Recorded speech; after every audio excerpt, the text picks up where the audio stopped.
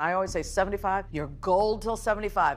When you think about the beginning, you're like, let me try this thing. I never said I'm going to try this. I said I'm going to do this. For me, there was nothing else. I couldn't do anything else. This is what I could do, and I loved it with all my heart. I was going to do it. In 1986, Bette Midler made a whole movie crew wait 2 hours because she wanted her character to wear a different color wig. The director begged, the producer yelled, but Bette just smiled and said, "Trust me, the movie made $71 million. That's how Bette always did things, her way or no way." She fought with everyone through the wildest parties and scared the hell out of Hollywood, and guess what, at 79 she's not done yet. Her latest Broadway surprise is making people wonder if she's crazy or brilliant. Bette Midler was born on December 1, 1945 in Honolulu, Hawaii. Her parents, Fred and Ruth Midler, were part of a small Jewish community in a neighborhood where most families were Asian. Fred worked as a house painter and on a U.S. Navy base, while Ruth stayed home and worked as a seamstress. They named her after Bette Davis, but they pronounced it with just one syllable. She grew up in AA near Pearl Harbor, where she often felt like an outsider because of her background, but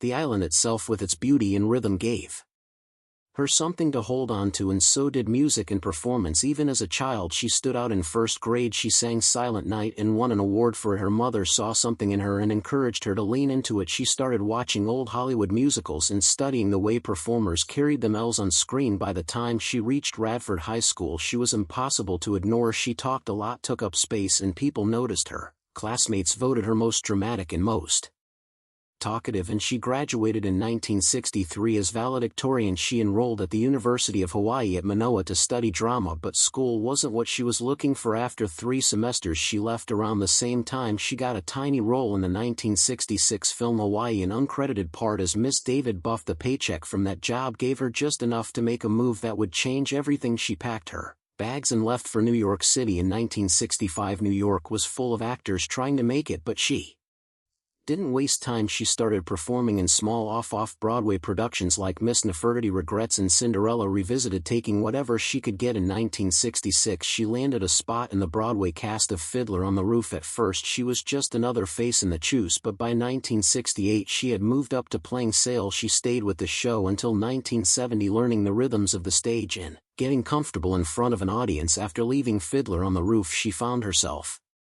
singing in an unexpected place, the Continental Baths, a gay bathhouse in the basement of the Ansonia Hotel. It wasn't glamorous, but it was alive. Barry Manilow played the piano while she sang. The audience, made up mostly of men, gave her the space to be loud, playful, and bold. The songs were dramatic, the costumes were over the top, and the humor was sharp. In those years places like the Continental Baths were more than just entertainment venues, they were sanctuaries, and on that stage she became the Divine Miss M, the character that would carry her forward.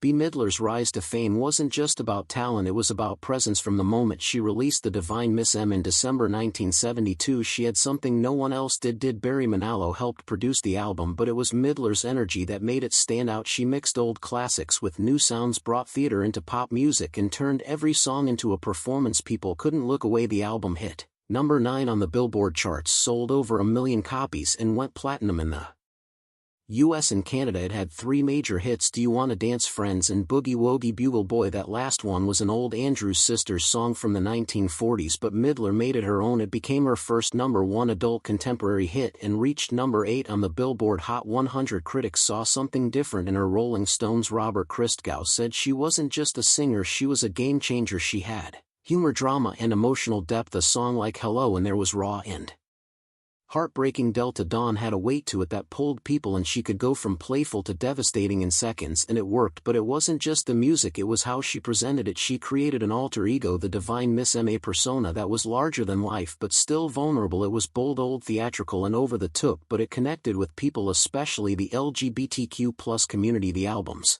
success brought her a Grammy for Best New Artist in 1973, and by the time she accepted the award in 1974 she had already become a major figure in entertainment. Her acceptance speech was full of the wit and charm that had become her trademark. She was unpredictable, a little outraged, and completely unforgettable. Her concerts became just as legendary as her recordings. She didn't just stand on stage and sing, she turned every show into a spectacle filled with music, comedy, and elaborate costumes. She could make an audience laugh with an off-color joke, then immediately pull them into Something deeply emotional. She understood how to control a crowd, making massive arena feel intimate. The Depression Tour in 1976 captured all of this and was later turned into the Bette Midler Show on HBO. It was a mix of everything she did best: big performances, unexpected humor, and songs that left a lasting impact. Her success in music was already massive, but Hollywood was about to take notice. Bette Midler's rise to fame in Hollywood started with The Rose 1979, a film loosely inspired by the life of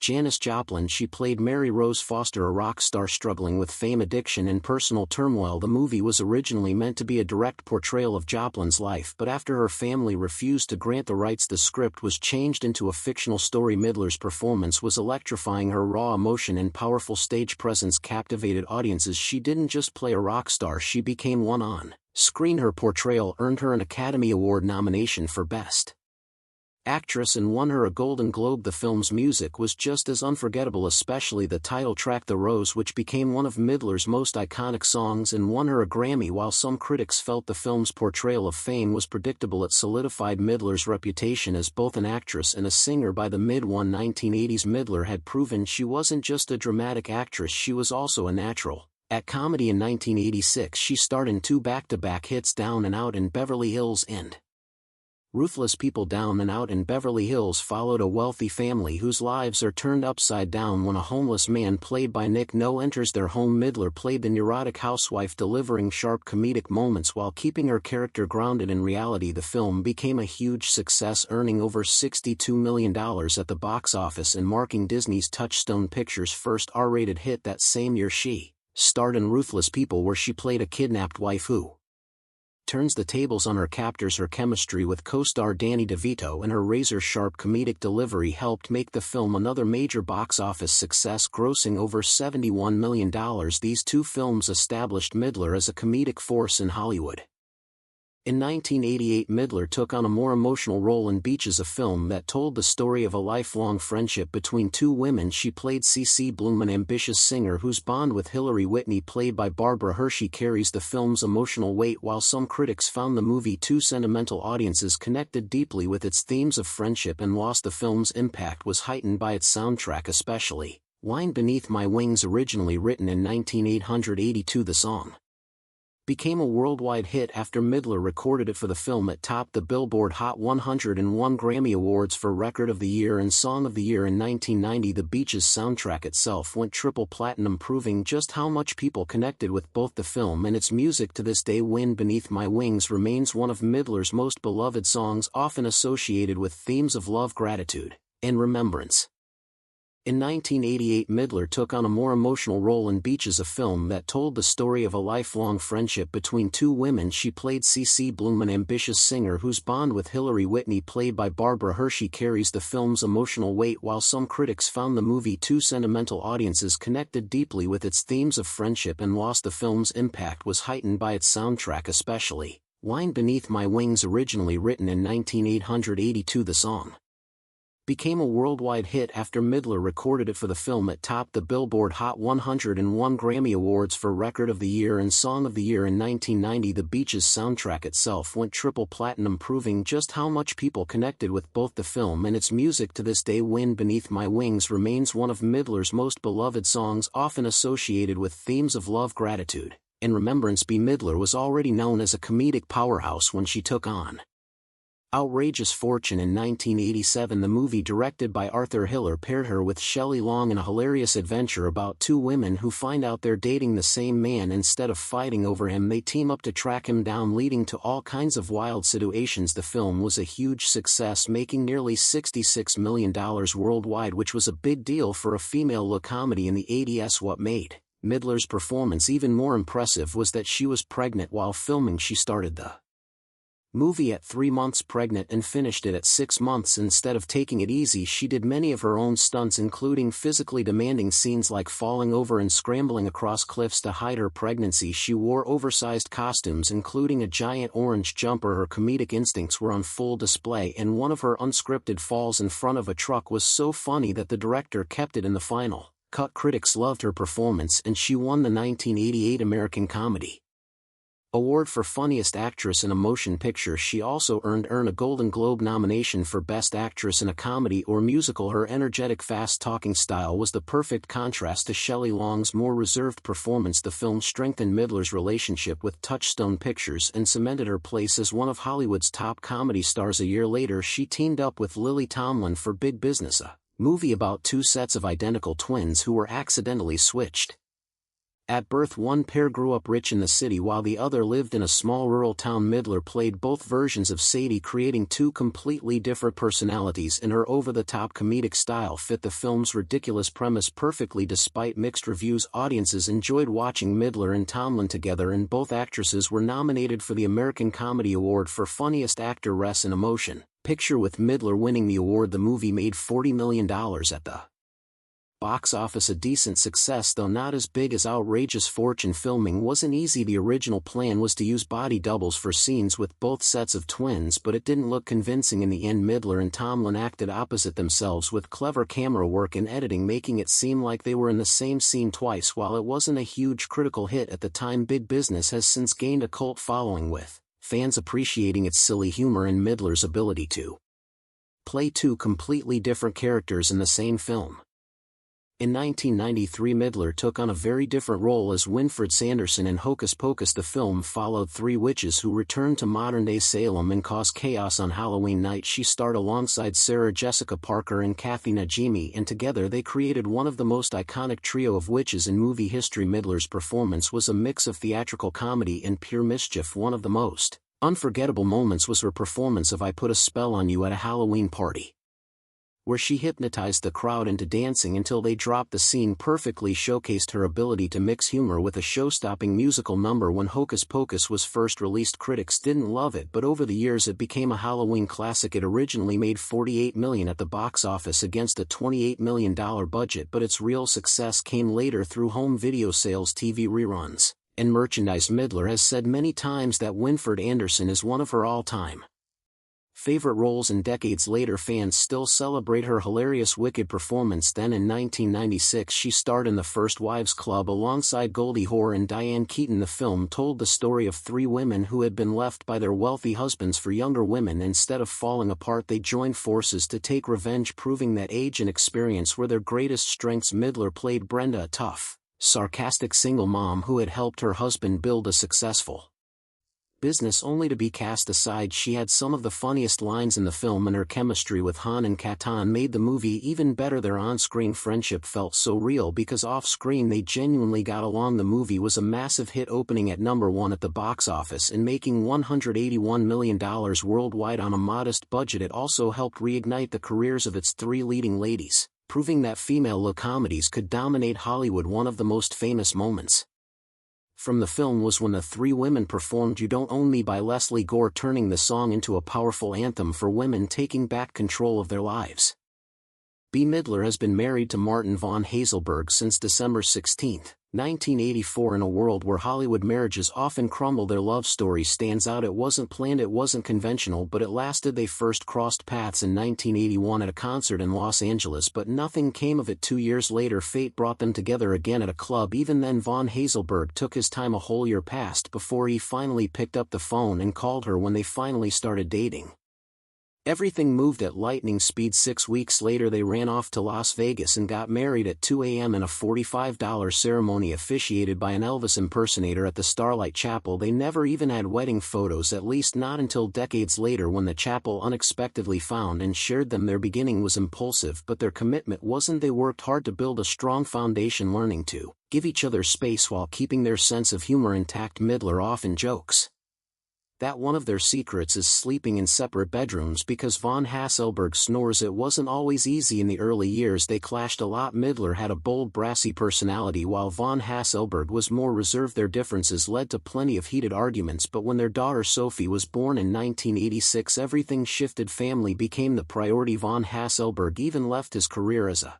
commodities trader to be more present, supporting Midler's demanding schedule while Raising their daughter, he wasn't just a quiet background figure though. Before stepping into family life, he had his own creative career as a performance artist with the Kipper Kids, but above all, Midler says he became the greatest father who ever lived, teaching Sophie practical skills like cooking and foreign languages. Through all the ups and downs their relationship endured because they learned to compromise. Midler admits that listening and letting go of small arguments wasn't easy for her, but it was necessary. Bette Midler made a big splash when she returned to television in The Politician. The Netflix series was all about ambition, backstabbing, and the ruthless game of politics. Midler stepped in during the second season as Hadassah Gold, a sharp and fearless political operative who knew exactly how to play the system. She wasn't alone. Judith Light joined her as part of a powerhouse duo navigating a heated state Senate race. The show was known for its biting humor, but Midler brought something extra. She made sure her character wasn't just funny but powerful, proving that women over 70 could still dominate the screen. Fans and critics loved her performance, and it quickly became one of the most talked about parts of the season. Just a year later, she took on a completely different kind of role in The Gloria. This time, she wasn't playing a fictional character, she was stepping into the shoes of Bella Abzug, a real-life